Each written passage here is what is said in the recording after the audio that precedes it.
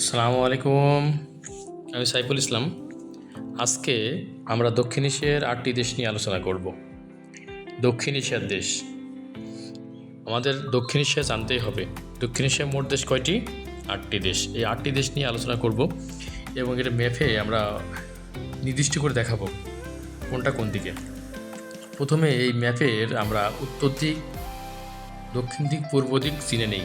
প্রথমে এটা হচ্ছে উত্তর দিক, এটা হচ্ছে পূর্ব দিক, এটা দক্ষিণ, এটা পশ্চিম। তার মানে আমরা প্রথমে শুরু করি যে কোনটা কোন দিকে এবং এর রাজধানীগুলো শুরু করি। প্রথমে আসি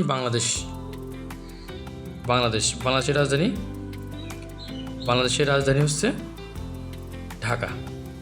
তার উপরে আছে ভুটান, রাজধানী হচ্ছে থিম্পু। নেপাল, তারপর আছে নেপালের রাজধানী কাঠমান্ডু। তারপর হচ্ছে ভারত। এই ভারতের রাজধানী হচ্ছে নয়াদিল্লি। দক্ষিণ এশিয়ার বৃহত্তম দেশ, ওয়ার্ল্ডের 7ম বৃহত্তম দেশ হচ্ছে ভারত। তারপর হচ্ছে পাকিস্তান, রাজধানী ইসলামাবাদ। পাকিস্তানের রাজধানী ইসলামাবাদ। আফগানিস্তানের রাজধানী কাবুল। মালদ্বীপের রাজধানী মালে। শ্রীলঙ্কা এর রাজধানী হচ্ছে কলম্বো।